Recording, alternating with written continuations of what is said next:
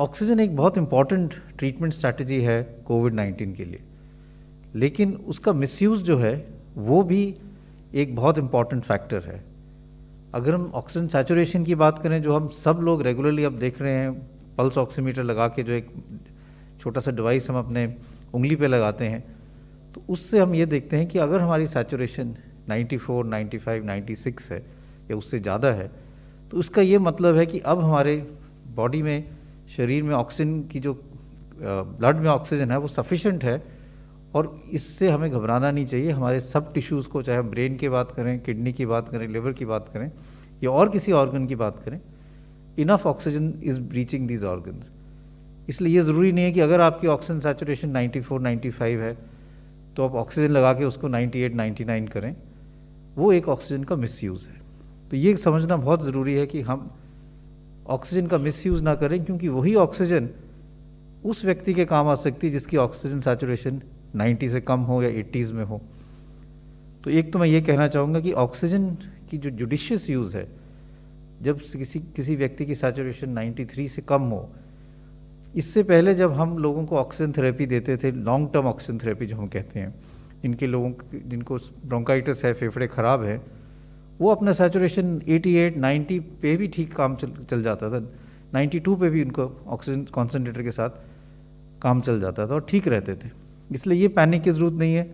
कि हमें oxygen saturation हमेशा ही 95 रखनी चाहिए। अगर आपकी ऑक्सीजन सैचुरेशन 92, 93 है तो भी it is all right, but हम यही चाहते हैं कि एक बफर हो, जिससे ऐसा ना हो कि एकदम कम हो जाए और आपको हॉस्पिटल में पहुंचने में देरी हो जाए। इसलिए अगर आपकी सैचुरेशन 94 से ज़्यादा है, आप बिल्कुल ना घबराएं, ऑक्सीजन की कोई ज़रूरत है। उससे कम हो रही हो तो अपने डॉक्टर से संपर्क करें, और अगर ज़रूरी लगता है तो हॉस्पिटल ज़रूर आएँ। दूसरा इंपॉर्टेंट चीज़ है, और ये हॉस्पिटल्स के लिए है, कि वी मस्ट मेक श्योर कि लीकेज ऑफ ऑक्सीजन ना हो। और कई हॉस्पिटल्स में, और ये पहले ये था कि ऑक्सीजन की कमी महसूस नहीं होती थी, तो लो ऑक्सीजन जो था वो बहुत लीकेज हो जाती थी। एक एग्जांपल दूंगा कि लोगों ने ऑक्सीजन लगाया नाक से, अब आपका खाना आ गया, आपने खाने के लिए बैठे, ऑक्सीजन की ट्यूबिंग निकाली, बेड पे रख दी और खाना शुरू कर दिया, लेकिन पीछे से ऑक्सीजन बंद नहीं की, तो वो ऑक्सीजन जो ट्यूबिंग से निकली जा रही है वो वेस्ट हो जाएगी। तो इसलिए ऑक्सीजन हॉस्पिटल में लीकेज को रोकना भी बहुत ज़रूरी है, क्योंकि जब ऑक्सीजन की ज़रूरत ज़्यादा है तो हमें सारे स्टेप्स लेने चाहिए जिससे हम ऑक्सीजन को प्रिजर्व करें, उसकी लीकेज ना करें। तो जहाँ जहाँ पे भी किसी हॉस्पिटल में ऑक्सीजन की लीकेज के चांसेस हैं, all hospital authority should make sure कि देयर इज़ नो लीकेज, और गवर्नमेंट ऑफ इंडिया की इस पर गाइडलाइंस भी हैं। दूसरा जो हमने गाइडलाइंस में भी कहा है कि अगर आपकी ऑक्सीजन कम हो रही है, आप घर पे हो, तो आप पेट के बल भी लेट सकते हो और डीप ब्रीदिंग कर सकते हो।